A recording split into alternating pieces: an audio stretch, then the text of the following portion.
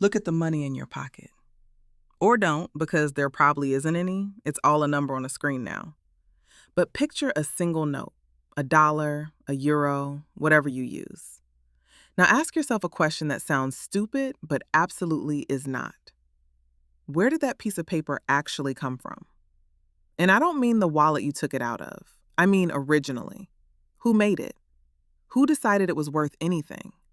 And why does everyone on Earth agree to pretend a printed rectangle can be traded for food, a house, or 10 years of someone's life? Because here is the strange part. Almost nobody knows the answer. You use money every single day. You worry about it, you chase it, you lie awake at night thinking about it. And yet, if I stopped you on the street and asked where it comes from, you would probably say, the government prints it. And you would be mostly wrong. The truth is weirder, and once you see it, you can't unsee it. Let's go way back. You have probably heard the story of how money began. Once upon a time, people traded stuff directly. I have a fish, you have an axe. We swap. This is called barter, and it makes total sense. The problem is that it barely worked, because to trade, you need what economists call a double coincidence of wants. I need to want your axe at the exact moment you happen to want my fish. And my fish is going bad, and your axe is heavy, and you actually wanted a goat. So barter was a mess. And here is the twist that historians love. There is very little evidence that pure barter economies ever really ran a whole society. What people actually did was keep track. In your small village, I would give you my fish today, and you would just owe me. Everyone remembered who owed what. Money, in its very first form, wasn't a coin at all. It was memory. It was a giant invisible web of I owe you floating over the whole village. But memory has a limit. It works when you know everyone. It falls apart the second you are trading with a stranger from the next valley who could just walk off. So humans needed a way to carry that I owe you around. Something everyone would accept. Something rare enough that you couldn't fake it, but common enough to actually use. And people tried everything. Seashells, salt, big stone wheels, cattle, beads. But over and over, across cultures that had never met, humans kept landing on the same two metals, gold and silver. Not because some king decreed it, but because they were perfect for the job. Rare, but not impossible to find. They didn't rust or rot. You could melt them, split them, stamp them. A gold coin was basically an I owe you that never expired and that anyone, anywhere would take. Then the king showed up. Because if everyone trusts gold and you are the one who gets to stamp your face on it and say, this is official, you have just given yourself enormous power. Governments started minting coins. And here is the first dirty little trick in the history of money. Kings figured out they could mix cheaper metal into the gold, keep the extra for themselves, and hope nobody noticed. It's called debasement. It is the world's oldest money scam, and we will come back to why it matters to your wallet today. Now fast forward.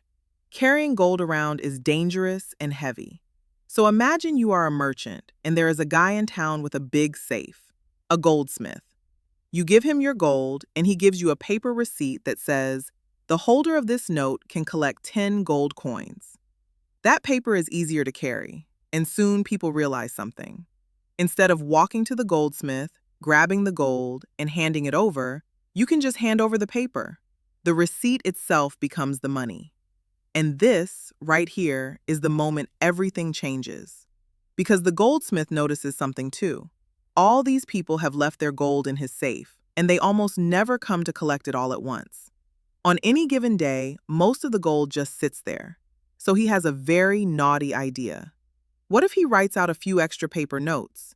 Notes for gold that isn't actually there, and lends them to people for a fee. As long as everyone doesn't show up demanding their gold on the same day, no one will ever know. And just like that, the goldsmith has created money out of thin air. He is lending out money that does not exist. This is not a conspiracy theory. This is literally how banking was born. And it is still, right now, today, how almost all money in the world gets created. That was the goldsmith. Today we just call him a bank. Here is the part that genuinely breaks people's brains. When you go to a bank and take out a loan, say to buy a house, you probably imagine the bank reaches into a big vault of everyone's savings and hands you that pile. That is not what happens. When the bank approves your loan, it simply types the number into your account. It creates the money in that instant by typing it. The money did not exist a second before. Your loan brought it into being. I know that sounds insane, so let me be clear that this is not a fringe claim. The Bank of England, one of the oldest and most respected central banks on the planet, published a paper spelling this out. Most of the money in the modern economy, they said, is created by commercial banks making loans. When banks lend, they create new money. Let that sink in. The vast majority of all the money in your country was not printed by the government. It was typed into existence by private banks the moment somebody borrowed it. So where does the government come in? This is the second half of the answer. Above all the regular banks sits one big boss bank, the central bank. In America, it's the Federal Reserve. It's the bank for the banks, and it has a power no one else has. It can create the base money that everything else is built on. And it does it, again, not mostly by printing paper, but by typing numbers on a screen to buy things and adjust the system. Which brings us to the question underneath the question. If money can just be typed into existence, why don't they type infinity and make everyone rich? And the answer is the most important thing in this entire video. Because money is not wealth. Money is a claim on wealth. It's a ticket. The actual wealth is the real stuff, the food, the houses, the cars, the hours of skilled work. If you print 1 million more tickets, but there is still the same amount of stuff, all you have done is make every ticket worth less. This is inflation. And it is the exact same trick the ancient king pulled when he watered down his gold coins, just with extra zeros. When there is suddenly way more money chasing the same amount of stuff, prices go up. Not because the bread changed, because your money got weaker.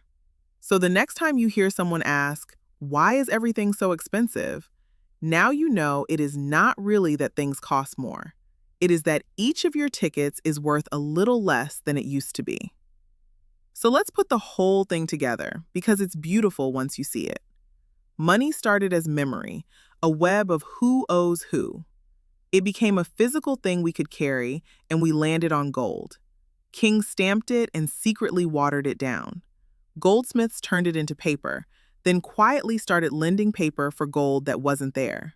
And that goldsmith trick grew up into the entire banking system, where most money today is simply typed into existence the moment someone borrows it. Which means money isn't really a thing at all. It's an agreement, a shared story that billions of us have decided to believe at the same time. The paper has no magic in it. The number on your screen has no magic in it. It works only because everyone around you also agrees to treat it as real. Money is the biggest, most successful group belief in human history. And maybe that's the strangest part of all. The thing you chase your whole life, the thing that decides where you live and how you sleep at night, is held up by nothing but trust. The day everyone stops believing, it turns back into paper and pixels. But as long as we all keep believing together, it moves the entire world. So the next time $1 passes through your hands, remember what you are really holding. Not paper, a promise. One that started with a caveman remembering a favor and somehow ended up running the whole planet.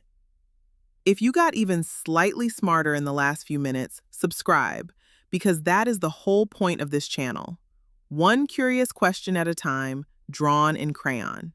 I will see you in the next one.